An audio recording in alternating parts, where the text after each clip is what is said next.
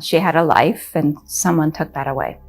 Pune Gray has never been able to let go of what happened on May 1st, 1989, the day her world changed. I mean, there has not been one day that's gone by since my mom's murder that I haven't thought about her and this case. As Pune's mother, Effie Antizari, left for work just before 6 that morning, someone approached her in the parking lot of her Vancouver apartment complex and shot her in the head at point-blank range. No witnesses came forward except a neighbor who reported seeing a yellow car slow down, then speed away, close to where Effie was found. This was a premeditated, highly calculating homicide. Police arrested Pune's father, Mike Antizari, a Portland Community College professor. Mike and Effie were in the middle of a contentious divorce. He had no alibi during the time of the murder, and police found a gun in Mike's car, the same type that killed Effie. A jury ultimately found Mike guilty of murder. He served 16 years of a 25-year sentence.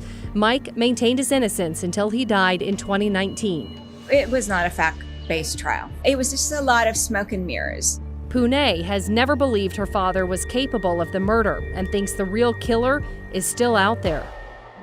Pune Gray is now offering a big reward to find her mother's killer. Kind of the path we see forward. She's spent more than $1 million on this case over the years. She's hired a team of lawyers, private investigators, and forensic examiners to help her prove her theory. They point to a lack of physical evidence against Mike Antizari. Mike didn't drive a yellow car, like the one seen speeding away from the scene, and investigators never found evidence of Effie's blood on Mike's clothing or in the barrel of his gun. Gunshot is in the category of high velocity type of misting pattern. It creates an aerosol spray that only goes a distance of 3 to 4 feet. Rod Englert is Pune's forensic consultant. He says Effie's blood was all over her body and should have been on the gun too. But the biggest piece of evidence Pune believes will prove someone else committed the murder is DNA discovered on Effie's clothing years after her murder, thanks to advancements in DNA technology. There was a mixture. There were multiple individuals' DNA on the sweater and the DNA that was collected. This is attorney Renee Rothage, who's worked on Pune's case for 18 years. We've eliminated Mike Antizari significantly. His DNA does not appear anywhere on her sweater and is not in this mixture. And instead, the predominant DNA that we found is from the person who we believe is the shooter. We think we have strong evidence against the shooter, and we hope for an arrest, and then we hope that the shooter then describes what happened and explains why he did it.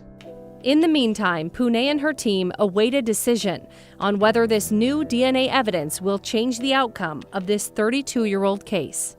Do you get worried about not being able to resolve this in your life? No, I've never had a doubt that I'm going to get the person that killed my mom. I knew it from the beginning, and I told my mom. I kept her at the funeral home.